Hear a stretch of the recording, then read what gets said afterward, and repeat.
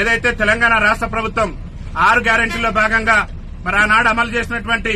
ఆర్టీసీలో మహిళలకు ఉచిత ప్రయాణం ఏదైతే ఉందో ఆ ఉచిత ప్రయాణం కారణంగా ఈ తెలంగాణ రాష్ట్రంలో ఉన్నటువంటి 30 లక్షల మంది వికలాంగులు ఆర్టీసీ బస్ ఎక్కాలంటేనే భయపడేటటువంటి పరిస్థితి ఈ రోజు దాపరించింది. ఇవాళ మహిళలు వచ్చి మాకు వికలాంగులకు ఉన్నటువంటి సీట్లలో కూడా ఆధిపత్యం చెలాయిస్తూ వికలాంగుల సీట్లలో కూడా వారు కూర్చోవడం వల్ల వికలాంగులు చాలా తీవ్రమైనటువంటి ఇబ్బందులు ఎదుర్కొనేటటువంటి పరిస్థితి ఉంది. కాబట్టి తెలంగాణ రాష్ట్ర ముఖ్యమంత్రి రేవంత్ రెడ్డి గారిని అదేవిధంగా తెలంగాణ రాష్ట్ర మంత్రి మరి పొన్నం ప్రభాకర్ గారు రవాణా శాఖ మంత్రికి ఉన్నారు కాబట్టి తక్షణమే బాధ్యత తీసుకుని వికలాంగులకు గతంలో ఉన్నటువంటి ఒక సీటుకు మరో 2 అదనపు సీట్లు కేటాయించి వికలాంగుల సీట్లలో వికలాంగులే కూర్చునే విధంగా రాష్ట్ర ప్రభుత్వం వెంటనే చర్యలు తీసుకోవాలని చెప్పేసి కూడా భారత వికలాంగుల క్లబ్ పరిరక్షణ సమితి ఆధ్వర్యంలో ఈ రోజు వరంగల్ జిల్లా వర్ధనపేట ఆర్టీసీ బస్టాండ్ లో మేము చీరలు కట్టుకుని రాష్ట్ర ముఖ్యమంత్రి గారు కనువిప్పు కలగాలి, వికలాంగుల పరిస్థితి ఆర్టీసీ బస్సులు ఎంత దయనీయంగా తయారైందనేది రాష్ట్ర ముఖ్యమంత్రి గారు కనువిప్పు కలగాలని చెప్పేసి ఇలా చీరలు కట్టుకుని మా వికలాంగుల సమాజం ఇలా నిరసన వ్యక్తం చేస్తుంది. ఈ నిరసనతోనైనా రాష్ట్ర మంత్రి గారికి రాష్ట్ర ముఖ్యమంత్రి గారికి కనువిప్పు కలిగి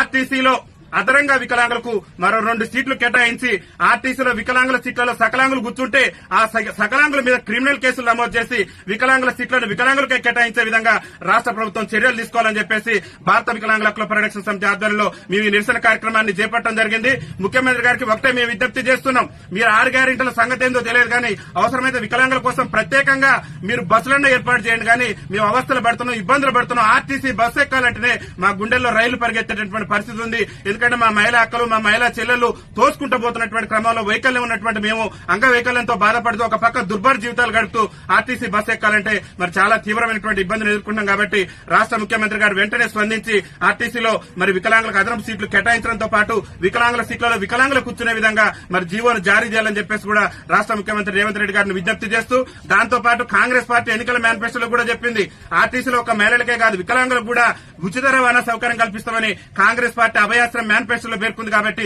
తక్షణమే ఆర్టీసీలో వికలాంగులకు 100% రాయితీతోనే ఉచిత రవాణా సౌకర్యం కూడా కల్పించాలని చెప్పేసి కూడా భారత వికలాంగుల క్లబ్ పరిరక్షణ సమితి తెలంగాణ రాష్ట్ర కమిటీ పక్షాన మేము విజ్ఞప్తి చేస్తూ ఈ రోజు ఈ నిరసన కార్యక్రమాన్ని చేపట్టడం జరిగిందని చెప్పేసి తెలియజేస్తూ వికలాంగుల ఐక్యత.